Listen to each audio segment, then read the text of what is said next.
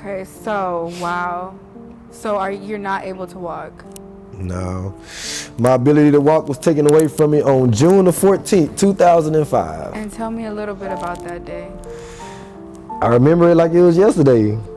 Except I can't tell you what I ate for breakfast that morning, but I can't either. I know, right? I don't think nobody can do that.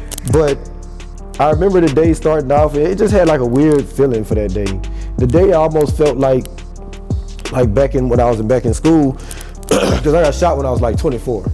I had just turned 24, maybe a couple of days before that. And so the feeling that I had that whole day was one of those feelings I used to have when I knew I'd have a fight at school. It was like this weird feeling. So, you know, I listened to some Shirley Caesar that morning, which was it was a routine to listen to some gospel music first. And then after I got the gospel music out the way, I was jamming some old rap music or whatever. And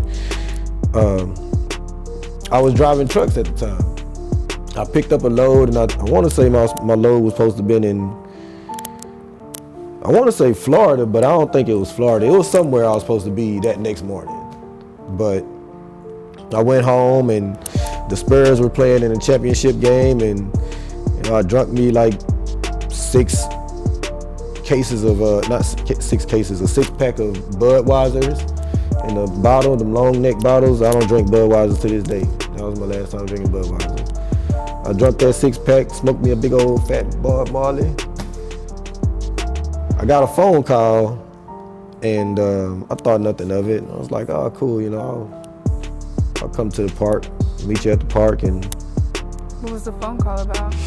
it was this lady, this chick I hadn't heard from in a while. She used to be my business partner when I was out there, real heavy in the streets. And since I wasn't like extremely heavy in the streets, at the time that I got shot, my brain cells had already said, Fred, it's time to slow down. It's time to slow down and get your life right. You know, quit smoking these cigarettes. Just so get you yourself were already together. getting to that path That transition. Okay. Trying to transition myself for the better, you know what I mean? I'm steady reading this good book, but like I wasn't applying that knowledge, I was just reading it. Which most people don't. Yeah, you know, we do that with everything though. It ain't even just a good book. It's just somebody can tell you how to go get $1 million and you may look at them and be like, oh man, you just missed out on that. That's just human nature and free will.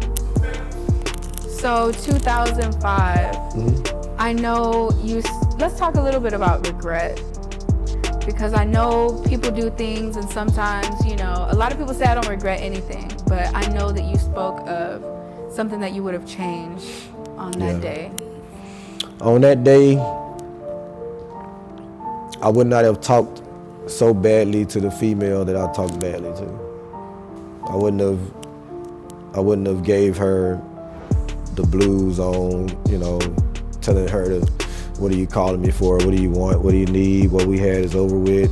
You know, I don't want nothing else to do with you. I don't need you now. I didn't need you then. I'll never need you again in my life. You need to find something else better to do. Kick rocks. Basically, I regret talking to her like that. I regret the fact that my first mind told me to take my pistol with me. My first mind told me to take my pistol with me, and I looked at that pistol sitting on the table and was like, I'll be all right. Ain't no big deal. So was this an altercation? Was it someone you knew? How did this even transpire? I said I was set up to be robbed and killed by a woman. And, you know, she called me. I thought nothing of it. You know, I was like, yeah, I'll come meet you at the park. You know, ain't no big deal. And when I get done, my brain said I'll go meet her at the park. When I get done with that situation at the park, I'll come back home and entertain the other 2 ladies that I had coming by. Oh, so just a PIMP. Yeah, you know, I mean, that's what you want to call huh? it. That's what you want to call it. I did have me 2 stripping ladies that was supposed to have been coming by that night. But they took too long to show up. So I went to the park, I met up with her. We talked, chopped it up for a minute. Told her I was about to get ready to go. And as I told her I was about to get ready to go, I kind of saw the guys at a distance, but I didn't pay them no mind. And, you know, stuck my key inside the passenger side door of my my truck at the time. I only did that because I was listening to NWA CD and it was F the Police. And so I wanted to change that CD out and put on the old DJ Screw CD. And my CD case happened to be on the passenger side of the door on that ride. And so when I stuck the key in the door, next thing I know is on a dark, hot night, there was a cold steel iron in my head. It told me, don't move, you know what time it is. Get in the truck.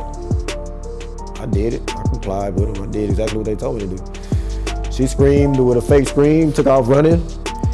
And one of the guys, it was two guys, one of the guys told the other guy to go after the girl or whatever. And so while we in my ride, the dude was on some stuff like, you know, where the money at? And I was like, man, I ain't got no money, you know, I'm broke. The guy was like, no, you know, if that chick told us we know you got the money, where the money at? And I was like, man, she lied to you, you know. Opened up my glove compartment, I gave him my little, you know, my checkbooks was in there and my wallet and credit card. He didn't want that. You know what he took from me? He took $30 from me. I had on 2 necklaces, a watch, a ring.